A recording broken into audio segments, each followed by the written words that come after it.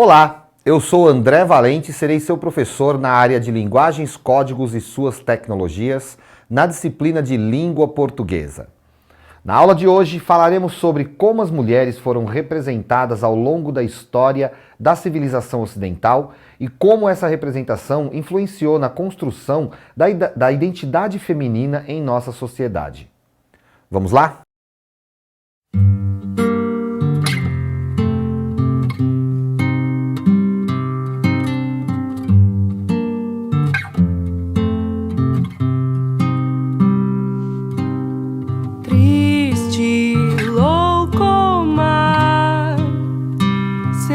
Qualificada ela quem recusar seguir receita tal, a receita cultural do marido da família, cuida da rotina.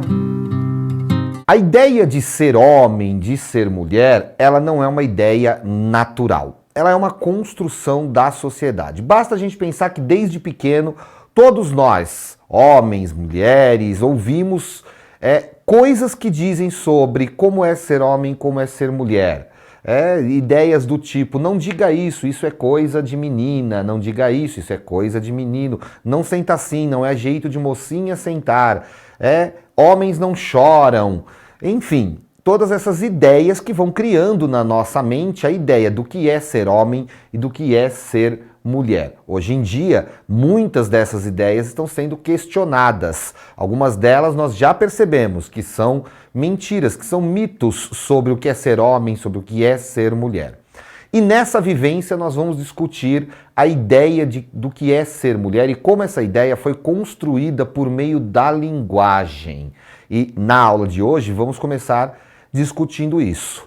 Você pode ver o vídeo aí que passou para você da música Triste, Louca ou Má. Essa música ela é baseada nesses estereótipos da mulher. A mulher que sofre, a mulher que é louca, que é descontrolada e a mulher que é vista como má, como perigosa. E essas ideias, elas não surgiram agora, elas não são recentes. São ideias que vêm sendo construídas há muito tempo. Desde a antiguidade greco-romana, quando se constituiu o que nós conhecemos como sociedade patriarcal.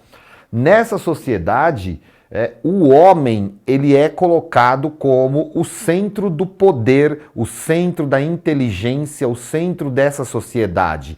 Ele está no topo da pirâmide. Na Grécia Antiga, se dizia que o homem era o senhor da família, o senhor da casa. E todos os que viviam naquela casa estavam sob o seu poder, sob o seu domínio. Na Roma Antiga isso ganhou um nome. O homem passa a ser chamado de dominus, que é o senhor daquela casa, daquele domicílio, daquele domínio. As pessoas que vivem naquela casa, sua mulher, seus filhos, seus servos, seus escravos, são todos propriedades deste senhor e estão sob o poder desse pater família. A mulher, portanto, estando sob o seu domínio, está dominada, sendo aquela que é amada por ele como sua esposa, ela é afiliada. Daí vem alguns desses termos que nós usamos até hoje. Portanto, o homem é aquele que tem voz, que pode tomar as decisões, que pode ter o poder e que tem esse poder em casa e também na vida pública, onde ele pode participar das decisões políticas, onde ele tem a sua voz reconhecida. Enquanto a mulher, não, a ela é reservado o papel de esposa, mãe e dona de casa, ou seja, o seu domínio é limitado ao lar, a cuidar das coisas da casa, a cuidar dos filhos, sempre submetida à vontade do marido. E essa concepção de mulher, ela vai ser predominante até o século XVIII. Olha só quanto tempo, praticamente 3.000 anos, em que a ideia de sociedade é baseada na figura masculina como centro de poder. Nós temos alguns exemplos de como isso foi se refletindo nas histórias que foram contadas. Lembrando, essas histórias são contadas por homens, a voz da mulher em geral não era ouvida, as poetisas do passado, as escritoras que havia, que eram poucas. Por quê? Porque a mulher acabava não tendo o direito de aprender a escrever, a ler muitas vezes. Então as poucas escritoras, as poucas compositoras que havia, acabaram tendo a sua voz silenciada. Então nós conhecemos pouca coisa sobre o que as mulheres produziram durante todo esse período. E a narrativa ocidental praticamente foi construída pela voz masculina. Então nós começamos pensando, por exemplo, lá na mitologia, em que a figura de Pandora é tratada como um grande problema. Ela que teria sido mandada por Zeus para punir os homens por sua desobediência, e ela acaba abrindo a caixa de onde saem todos os grandes problemas da humanidade. Então Pandora é retratada ali como a causadora dos problemas da humanidade. A mesma coisa nós vamos ter com a figura bíblica de Eva, por exemplo. Aquela que foi responsável por comer o fruto proibido e oferecer o fruto a Adão, causando assim o pecado original. Por outro lado, nós vamos ter mulheres que vão ser retratadas como submissas, fiéis a seus maridos, mas jamais protagonistas das histórias. É o caso, por exemplo, de Helena de Troia, que é apresentada por sua beleza e como uma mulher sedutora, uma mulher que enfeitiçava os homens, a ponto de causar a guerra entre gregos e troianos. E o caso da figura de Penélope, que na história da Odisseia de Homero é aquela figura fiel ao marido e sábia o suficiente para resguardar o reino do marido para que ele voltasse e retomasse esse trono. Na Bíblia nós ainda temos a figura de Madalena, que representa ali a figura da luxúria, e a figura de Maria, mãe de Jesus, que representa a pureza. Já na Idade Média e no Renascimento, a mulher vai ser retratada de forma idealizada. Ela passa a ser o objeto de desejo do homem, porém esse desejo não pode ser explicitado, o desejo carnal, o desejo físico. Então os poemas que eram feitos, você se lembra de ter estudado aí as cantigas trovadorescas? Pois eram poemas que o homem falava do seu amor pela mulher amada, porém sem expressar um desejo carnal, expressando ali um sentimento de adoração.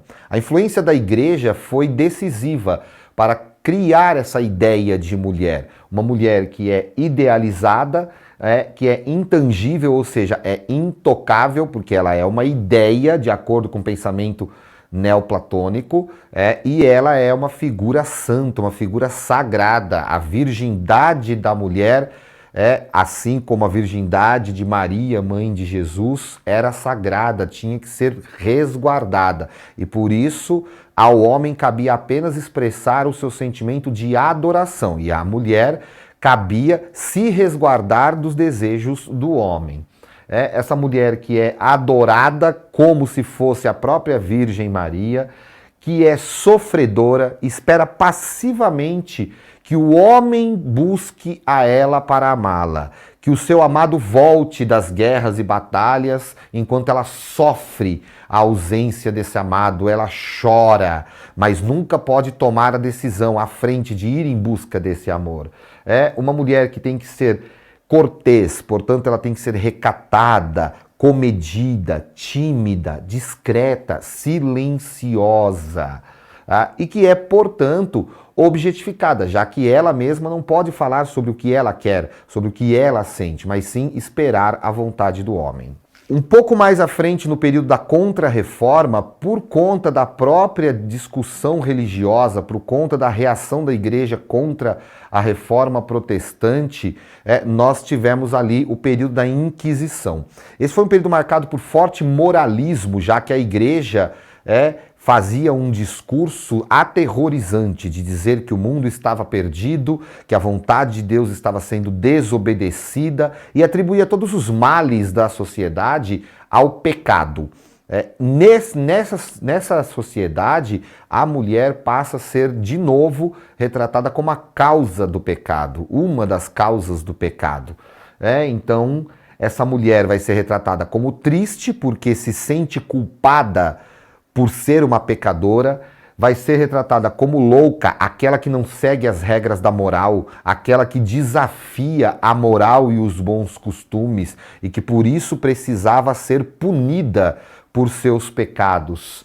E má, aquela que era a bruxa, a feiticeira, a sedutora, aquela que deveria ser punida em praça pública, como, por exemplo, queimada na fogueira, já que ela, segundo a igreja, representava o pecado, a destruição daquela sociedade. Então, a figura da mulher vai ser altamente sexualizada nesse período. Até mesmo imagens sacras, ou seja, as imagens de santas das igrejas, acabam tendo um apelo sensual muito forte. E isso vai associar a figura da mulher à figura do fruto proibido. Então, vai se viver um período de muita ambiguidade entre, de um lado, o discurso da virtude que a mulher deveria representar e, do outro, a figura do pecado que ela acabava, de fato, representando. Como nós podemos ver aí no verso de Gregório de Matos, que está destacado, em que ele diz assim para a sua mulher amada: sois anjo que me tenta e não me guarda. Veja, ele diz que a mulher amada é ao mesmo tempo uma figura angelical, mas por ela ser muito angelical, ele olha para ela e acaba sentindo desejo, tentação. Então nós temos aí a ambiguidade entre a figura angelical e a figura pecadora da mulher. Chegamos então ao final dessa videoaula. Consulte aí os links que estão aí disponíveis para vocês. Veja ou saiba mais. Amplie o seu conhecimento. E vamos a uma reflexão sobre o conteúdo dessa aula. Se qualquer mulher sentir que precisa de qualquer coisa além de si para legitimar e validar sua existência, ela já estará abrindo mão de seu poder de se autodefinir, de seu protagonismo. Bell Hooks. Bons estudos!